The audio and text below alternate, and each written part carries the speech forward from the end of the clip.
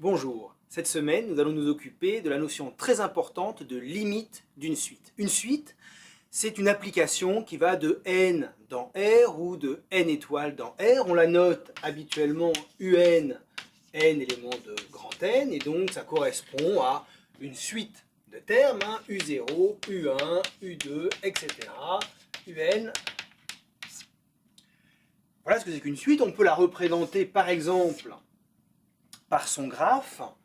Donc vous avez ici n égale 0, n égale 1, n égale 2, n égale 3, etc. Et on peut représenter les termes de la suite en ordonnée U0, U1, U2, U3, etc. Ça peut donner une idée de cette suite.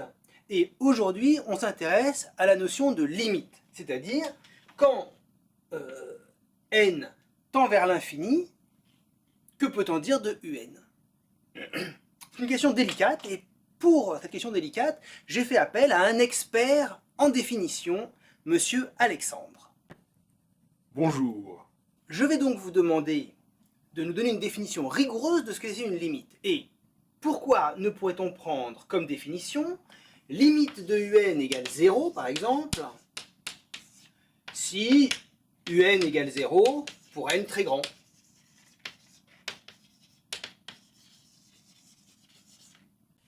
Évidemment, cette définition ne convient pas. Pourquoi? Bien, par exemple, si nous considérons la suite un égale 1 sur n, vous voyez qu'elle n'est jamais nulle, parce que 1 sur n n'est jamais égal à 0. Or, la suite 1 sur n, on voit bien qu'elle tend vers 0. Quand n est très grand, 1 sur n va être proche de 0. Il nous faut donc une autre définition. D'accord. Eh bien, pourquoi ne pas prendre alors comme définition limite de un égale 0 si u infini égale 0? Pourquoi pas? Certainement pas, tout simplement parce que u infini n'existe pas. Un est défini pour n entier. N est un entier. Or, u infini, l'infini n'est pas un entier, ce n'est pas quelque chose qui appartient à grand N. U infini n'existe pas. Alors bien sûr, si vous regardez un égale 1 sur n, vous allez me dire, bien, u infini, c'est 1 sur l'infini, c'est égal à 0.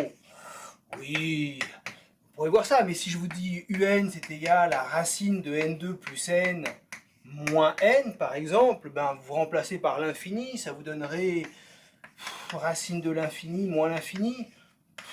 C'est pas du tout défini. Bien sûr, u infini n'est pas défini. Alors, pourquoi ne pas dire simplement que un se rapproche de 0 lorsque n augmente? Ah oui, se rapprocher, c'est une bonne idée. Et pourtant, cela ne convient pas. Pourquoi? Je vais vous donner deux exemples, deux raisons différentes qui font que se rapprocher de 0 ne convient pas. Par exemple, si je prends une suite qui décroît et qui va tendre vers 1 ici, bien, vous voyez que cette suite, elle se rapproche de 0. À chaque fois, la distance qu'il y a entre cette suite et 0 est de plus en plus petite. La suite un, qui est ici, U1, U2, U3, U4, etc., ça se rapproche bien de 0, mais jamais assez, puisque en fait, on va tendre vers 1, donc on se rapproche, mais on ne se rapproche pas assez. C'est une première raison pour laquelle se rapprocher n'est pas bien. Une deuxième raison, et qui est peut-être plus grave, c'est que se rapprocher, ça donne l'impression qu'on est toujours plus près de 0. Or, on peut très bien se rapprocher de 0, comme ceci par exemple. C'est-à-dire, vous voyez, on va se rapprocher, globalement on va se rapprocher, mais un coup on se rapproche, un coup on s'éloigne, un coup on se rapproche, etc. Même si globalement on se rapproche de 0, ici on était plus près que là. C'est-à-dire que pour n plus 1, on est plus éloigné que pour n. Et donc, cette idée de se rapprocher n'est pas vraiment... Il faut une notion plus globale que juste se rapprocher. En effet, se rapprocher ne convient pas. Et pourquoi ne pas prendre juste comme définition un tend vers 0 si un est très petit? Mais non, vous voyez bien que un petit ne va pas, parce que ça dépend du n. Si vous prenez un égale 1 sur n, par exemple, et que vous prenez u1, n égale 1, c'est égal à 1, ce n'est pas petit. Et pourtant, la suite un, on a bien envie qu'elle tende vers 0. Donc ce n'est pas un petit, ça dépend du n. Bien sûr, ce que je veux dire, c'est un proche de 0 pour n grand, un très petit pour n grand. Mais dites-moi, le réel 10 puissance moins 180 est-il petit? Évidemment, évidemment. Il est petit. Et pourtant, regardez, si l'on considère la suite définie par un égale 1 sur n plus 10 puissance moins 180. Ce terme-là est petit, vous venez de me le dire. Et puis ce terme-là, quand n va être grand, il va être petit aussi. Et donc la somme de ces deux termes va être petit. On pourrait donc penser que la suite un tend vers 0. Or, vous êtes d'accord avec moi qu'on n'a pas tellement envie que un tende vers 0. On a plutôt envie que un tende vers 10 puissance moins 180. Parce que ça ne bouge pas avec n, c'est constant. Donc cette idée de petit, il faut la préciser. En plus, vous dites que 10 puissance moins 180 est petit. Alors, bien sûr, 10 puissance moins 180, c'est petit par rapport à 1, c'est sûr. Mais ça dépend à quoi on le compare. Si vous regardez 10 puissance moins 180, ben, c'est plus grand, beaucoup plus grand même, on aurait tendance à dire, que 10 puissance moins, je ne sais pas, quelque chose par exemple comme 10 puissance 10 puissance 10. Vous voyez ? Ce terme-là semble nettement plus grand que celui-là. Encore que nettement... Donc, il faut progresser encore un petit peu pour définir ce que veut dire limite de un égale 0. Ah, rien ne vous convient. Je sais ce que vous attendez. Je me souviens un peu de mes cours de fac. Vous attendez à un inférieur à epsilon. Mais quel est ce nombre epsilon? Je ne le connais pas. Que vaut-il? Qui est epsilon? Mais epsilon, c'est un nombre strictement positif et très petit. Est-il plus petit que 10 puissance moins 180? Évidemment, epsilon est plus petit que 10 puissance moins 180.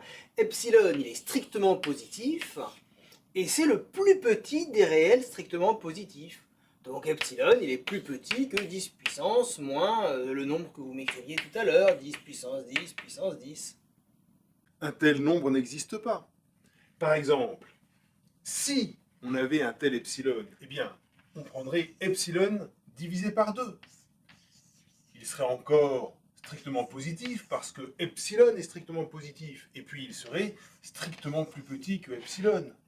Il n'y a pas un réel qui serait le plus petit des réels strictement positifs. Un tel réel n'existe pas.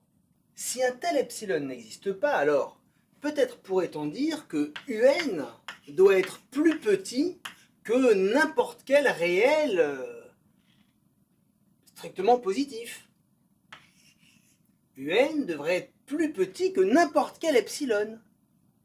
À ce moment-là, epsilon n'est pas petit, mais c'est n'importe quel réel strictement positif. Vous approchez du but, vous approchez du but. Mais il y a encore un problème. Il faut que n intervienne. Vous voyez bien que si, par exemple, u1 doit être inférieur à epsilon pour tout epsilon, alors on va encore avoir u1 égale 0. Pareil avec u2, pareil avec u3. Finalement, votre suite, elle va être tout le temps nulle. Bien sûr, cela n'est valable que pour les n grands. On pourrait dire que pour n assez grand, un en valeur absolue est inférieur à n'importe quel epsilon, à n'importe quel réel strictement positif. Votre formulation est trop floue. De ce que je comprends que vous dites, c'est que pour n assez grand,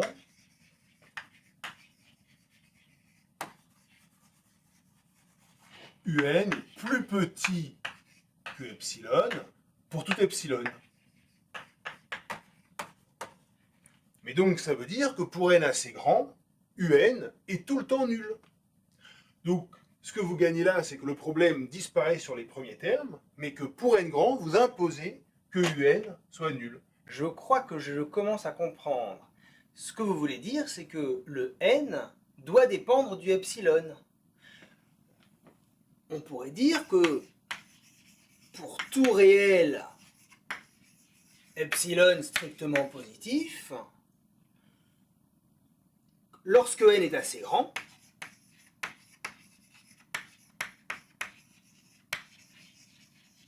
et bien sûr, ce n grand, ça va dépendre du epsilon, on a un qui doit être plus petit que epsilon. Et voilà, vous y êtes. C'est exactement ce que l'on va écrire. Alors on va le formaliser légèrement différemment, par quel que soit epsilon positif. Epsilon, on l'entend qu'il va être petit, mais c'est pour n'importe quel réel positif. Il existe un rang, c'est-à-dire un entier, tel que, quel que soit n, petit n, élément de grand n, dès que n est plus grand que grand n, alors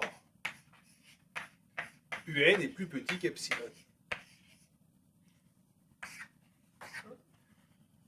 Pour n'importe quel n, dès que n est plus grand que grand n, vous voyez que un est plus petit qu'epsilon. Et c'est, bien sûr, ce grand n, il va dépendre du epsilon.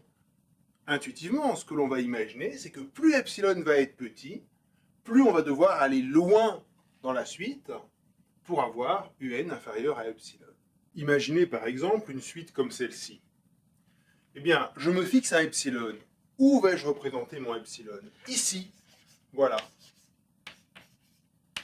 Je veux que, pour n assez grand, un soit compris entre ces deux valeurs-là.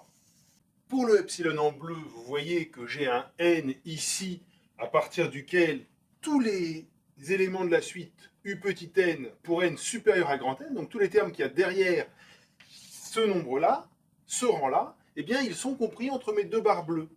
Si je prends maintenant epsilon prime plus petit que epsilon, à ce moment-là, je veux que mes termes soient compris entre moins epsilon prime et epsilon prime. Et vous voyez que là, il faut aller plus loin.